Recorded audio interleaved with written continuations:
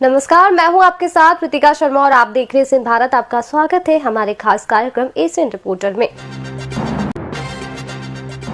रायसेन जिले के सिलवानी विधानसभा के बीएलओ ने एक ज्ञापन सौंपा है। बीएलओ का ये कहना है कि लगातार उनको शारीरिक और मानसिक रूप से प्रताड़ित किया जा रहा है और ओवरवर्क इतना जिससे लोग काफ़ी परेशान हैं और काफ़ी डिप्रेशन में हैं।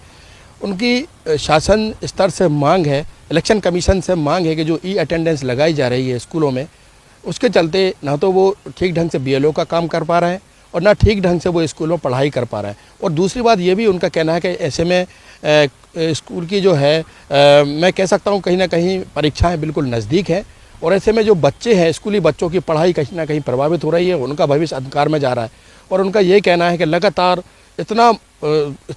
मानसिक तनाव जो है बीएलओ को बढ़ गया है, जिससे वो काफ़ी परेशान है। जिसको लेकर उन्होंने जो मुख्य निर्वाचन पदाधिकारी है उनके नाम से बेगमगंज एसडीएम को जो है ज्ञापन सौंपा है। उन्होंने कई उसमें अपने मुद्दे रखे हैं। उनका कहना है लगातार 3-4 महीने से अपने स्कूल में जाना भी उनका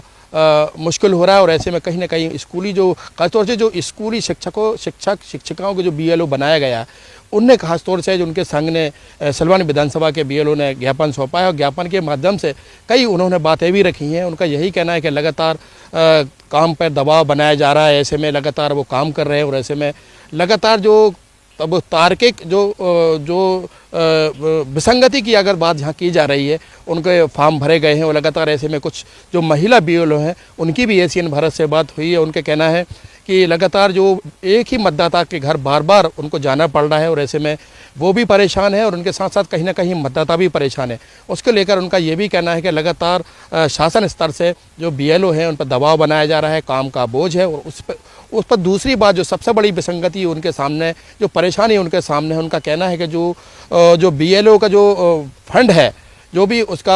मैं कह सकता हूं कि उसका जो पैसा है वो भी कहीं ना कहीं रुका हुआ है, उससे भी वो परेशान है और ऐसे में अपने परिजनों से भी वो लगभग शायद संपर्क नहीं कर पा रहे हैं और लगातार वो बीएलओ के काम में लगे हुए हैं। और जब से एसआईआर का काम शुरू हुआ है, निर्वाचन प्रक्रिया का जो काम शुरू हुआ है, लगातार शिक्षकों को बीएलओ बनाया गया है और ऐसे में सिलवानी विधानसभा के जो बीएलओ हैं वो कहीं ना कहीं वो संगठन इकट्ठे हुए हैं और ऐसे में कहीं ना कहीं उन्होंने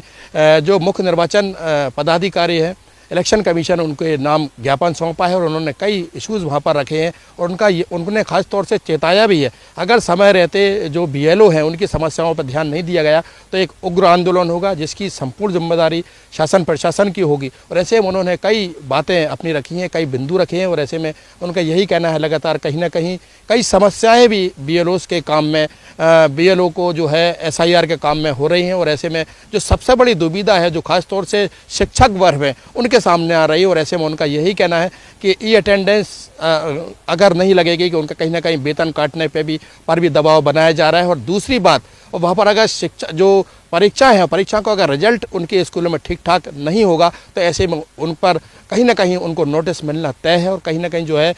बीएलओ महिला शिक्षिका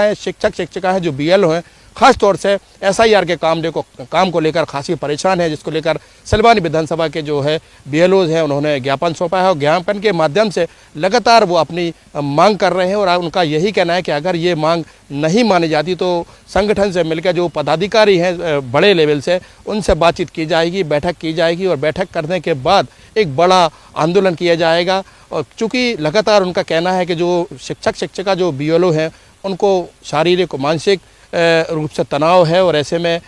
3 से 4 महीने उनको लगातार इस काम के लिए हो गए हैं और ऐसे में वो खासे परेशान हैं। और उनका यही कहना है कि लगातार जो उनका वेतनमान है जो एसआईआर को लेकर था वो भी कहीं ना कहीं रुका हुआ है और ई अटेंडेंस को लेकर खास तौर से वो खासे नाराज़ हैं कि ई अटेंडेंस अगर वहाँ नहीं लगती है तो उनका वेतन काट दिया जाएगा। और इधर अगर वो एसआईआर का काम बीएलओ को होते हुए अगर एसआईआर का काम अगर नहीं करते हैं या कुछ लापरवाही या कमी होती है तो भी उनको वहाँ पर नोटिस मिलना तय है। लेकिन ऐसे में जो बीएलओज़ हैं वो कहीं ना कहीं